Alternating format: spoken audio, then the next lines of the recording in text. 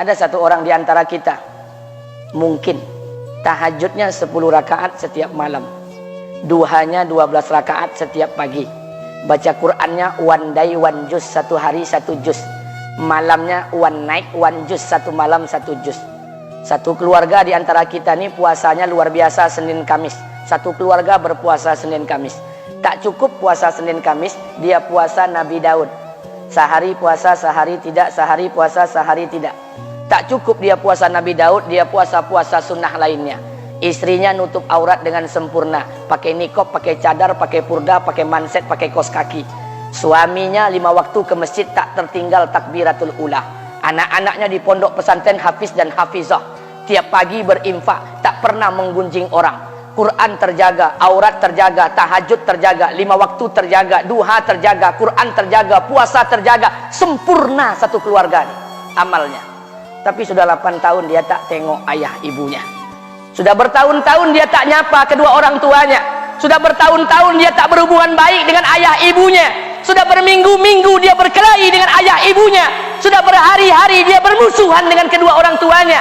Maka anak seperti ini, seluruh amal yang mereka kerjakan tertolak di sisi Allah Subhanahu wa taala, tidak akan diterima Allah.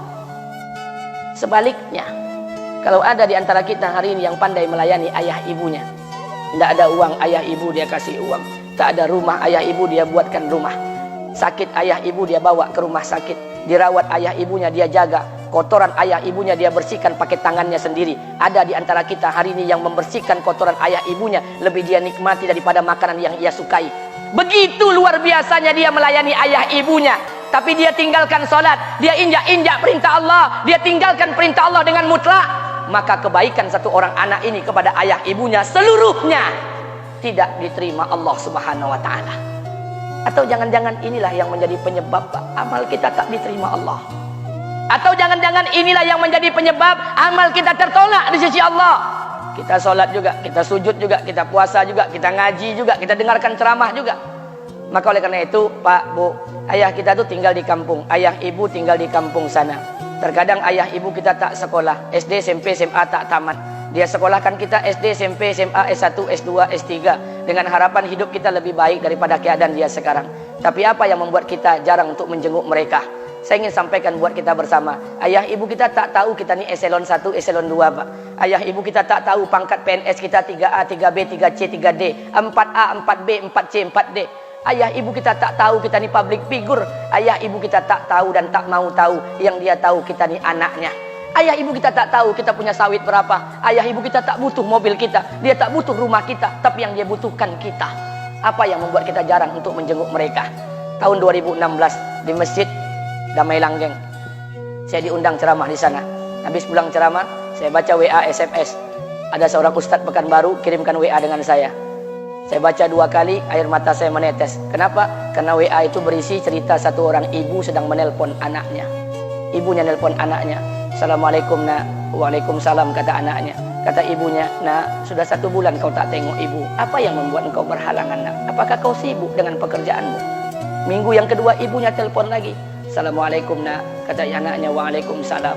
Kata ibunya, nak, ibu dapat kabar apa engkau baru beli mobil baru. Apa betul nak? Kata anaknya, betul bu. Kata ibunya, alhamdulillah nak, ibu bangga kau pandai menyenangkan hati anak istrimu.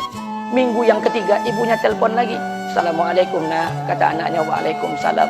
Kata ibunya, nak, ibu dapat kabar bahwa engkau baru beli rumah baru. Apa betul nak? Kata anaknya, betul bu. Kata ibunya, alhamdulillah nak, ibu senang kau bertanggung jawab dengan anak istrimu. Minggu yang keempat ibunya telepon lagi. Assalamualaikum nak. Waalaikumsalam. Kata ibunya, nak, tadi ibu pergi ke pasar, ibu jumpa temanmu di pasar. Kata temanmu di pasar, temanmu banyak bercerita tentang kamu. Kata temanmu tadi, kamu baru beli anak anjing seharga 40 juta dari negeri Belanda. Apa betul nak? Kata anaknya, betul. Kata ibunya, nak, dengarkan pesan ibu untuk terakhir kalinya. Apa pesan ibunya? Wahai anakku, engkau pelihara 1 ekor anjing. Kau siapkan harga anjing 40 juta. Kau siapkan rumah untuk anjingmu depan rumahmu. Kau jaga anjingmu pagi, siang, dan sore. Kau mandikan anjingmu pagi, siang, dan sore. Kau kasih makan anjingmu pagi, siang, dan sore. Demi Allah nak, dengarkan pesan ibu untuk terakhir kalinya. Apa kata ibunya? Demi Allah nak, demi Allah, Kalau seandainya Allah menciptakan ibu, kalau seandainya Allah menciptakan ibu untuk yang kedua kali di muka bumi ini nak, demi Allah, ibu tak ingin terlahir sebagai manusia. Ibu ingin lahir sebagai seekor anjing, biar berada depan rumahmu dan melihat wajahmu setiap hari. Ibu kita tak butuh harta kita, Pak. Dia tak butuh uang kita, dia butuh kita. Apa yang membuat kita jarang untuk menjenguk mereka? Pantas hidup kita tidak berkah, pantas rumah tangga kita tidak sakinah, karena hubungan dengan ayah ibu kita rusak selama ini. Masih ada kesempatan, masih yang jauh telepon, yang dekat kunjungi mereka. Demi Allah, kita butuh keberkahan doa mereka. Yang sudah meninggal, ziarahi kuburnya dan doakan mereka. Imam As-Syafi'i berkata, apa kata Imam As-Syafi'i? Manusia zalim, manusia bodoh, kalian tak tahu apabila ayah dan ibu kalian mengangkat tangan di malam hari, dia berdoa kepada Allah untuk anaknya. Doanya cuma sekali, malamnya cuma sekali, hanya sekali saja doanya. Apa kata Imam Syafi'i? Sekali doa ayah dan ibu kalian sudah cukup bagi Allah untuk menjadikan kalian anaknya berkah dunia akhirat. Hari ini berapa banyak doa ayah dan ibu kita, tapi tidak ada keberkahan buat anak mereka. Kenapa? Hati mereka tersakiti. Maka pulang, Pak, cari mak bapak kita. Kita punya rumah hari ini, Bu, kita punya rumah, punya harta, punya uang, punya pekerjaan, punya kekayaan, punya sawit.